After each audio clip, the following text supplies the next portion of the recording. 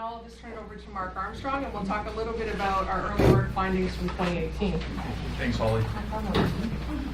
All right, so we'll start off with the geotechnical investigations. I'm sure everybody noted in October that we had a drilling rig on a barge out in the river.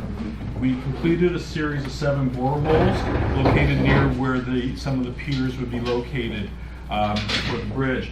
What we were looking to do was confirm what the rock depth was. I think some people are aware that the river is actually quite shallow, but the depth of rock is actually quite deep. Out in the west shore, it's about 46 meters below the base of the river.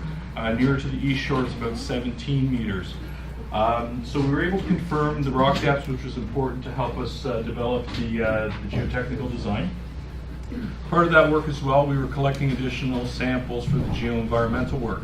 When we drill caissons for the piers, we need to remove that soil from the riverbed and dispose of it. So we needed to actually collect additional samples to help us characterize the soil so we know what we can do with respect to disposal.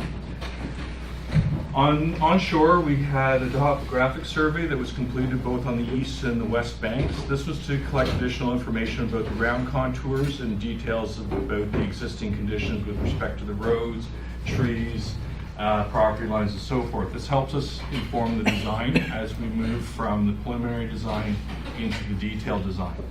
Next slide, please. On the water as well, we completed a bathymetric survey. This was to reconfirm the findings that were completed in 2009-2010, just to confirm what the water depths were. This was important for us so that we could actually continue to progress the construction methodologies that we were looking at about how we were actually going to build a bridge. What we found was the riverbed was generally flat and consistent. The navigation channel was a bit deeper than I think we had originally saw in the original surveys. Now, onshore, we had archaeological investigations that were carried out. On the west side, we completed 2 of the properties that were acquired by the city.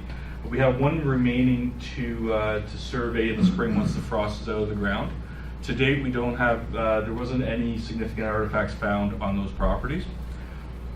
On the east side, we've looked at the gap analysis with the various studies that have been completed for the environmental assessment for this project and also some of the work at the library, and found that there was some additional area that needed a stage 1 and a stage 2 archaeological assessment. That will be conducted in the spring once the frost is out of the ground.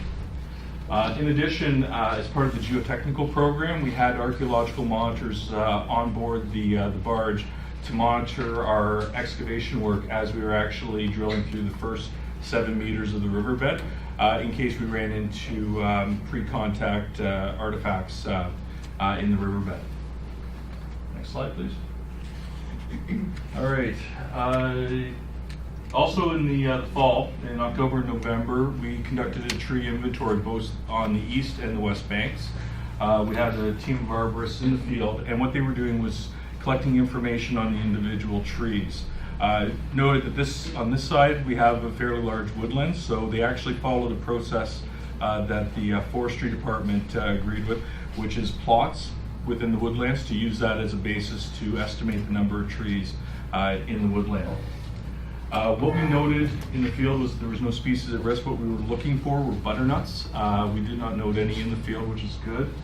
And that information we're going to be using to help us develop the tree removal and restoration plans. So once we have an accurate count of the number of trees that we're projecting to remove, it helps us understand both the species and the quantities that we need to replace on this project.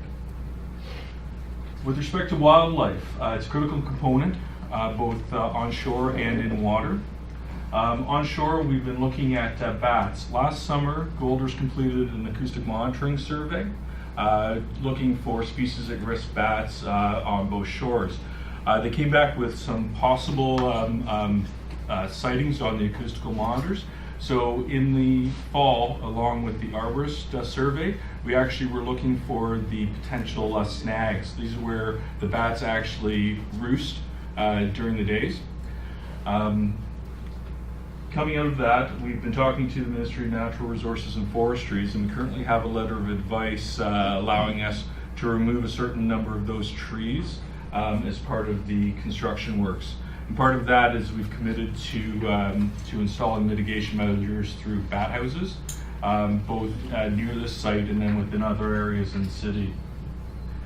Turtle monitoring. While we were in water conducting the drilling program, we had turtle monitoring ongoing. We didn't note any turtles.